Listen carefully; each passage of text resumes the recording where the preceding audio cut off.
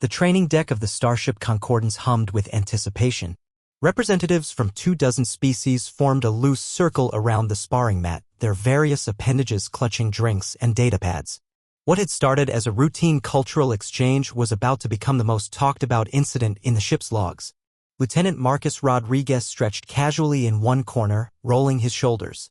Across from him, Crexjan of the Vanter Pride flexed muscles that rippled beneath her scarlet fur. At 7 feet tall with retractable claws and a jaw that could snap steel, she was considered the perfect warrior among her people, a species that had evolved from pack hunters on a world where everything had teeth. "Remember," Captain Yilith announced, her tentacles undulating nervously, "this is merely a demonstration of fighting techniques. First to submit or step outside the circle loses. We want to learn from each other, not a—" "Don't worry, Captain," Crexjan interrupted, her fanged grin making several observers step back. "I'll be gentle with the soft human. Their species evolved from prey animals after all. No claws, no natural weapons. This will be educational." Rodriguez said nothing, just nodded respectfully and moved to the center of the mat. A few of the human crew members exchanged glances, trying to hide their smiles. "Humans aren't prey animals," whispered Ensign Park to a confused Rillan beside her. "We're persistence hunters." "But let her find out." The ship's AI chimed. "Match begins in 3, 2, 1, commence." Crexjan moved like lightning, using the hunting tactics that had made her species apex predators for millions of years. She lunged forward, claws extended, expecting the human to freeze or stumble backward like startled prey. Rodriguez stepped into the attack. His left hand deflected her clawed swipe while his right found her elbow joint. Using her own momentum, he pivoted, twisted, and suddenly the 7-foot predator was airborne. The crowd gasped as Crexjan's back hit the mat with a thunderous impact. She tried to rise, confused and snarling, but Rodriguez had already transitioned.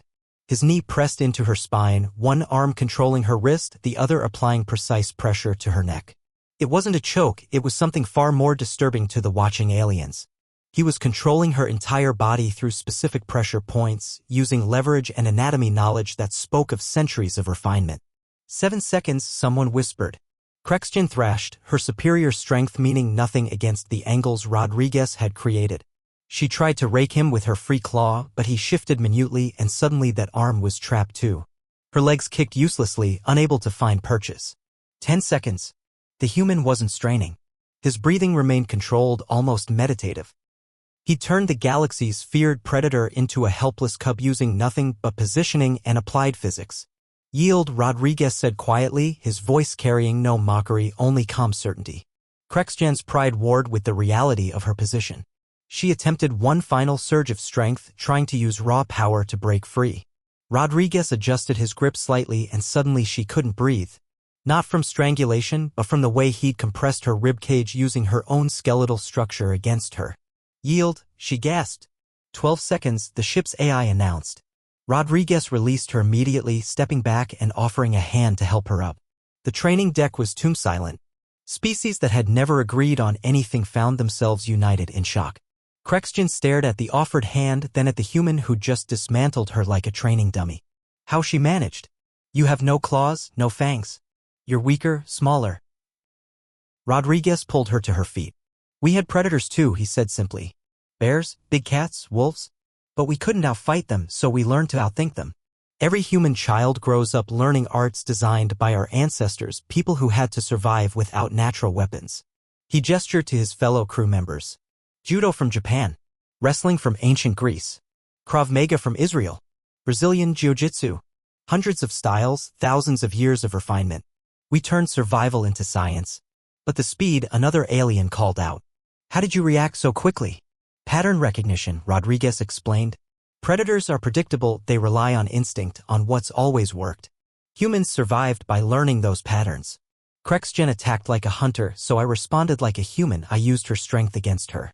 Crexjan touched her neck where no bruises would form despite the complete control he'd demonstrated. "You could have killed me. At any point."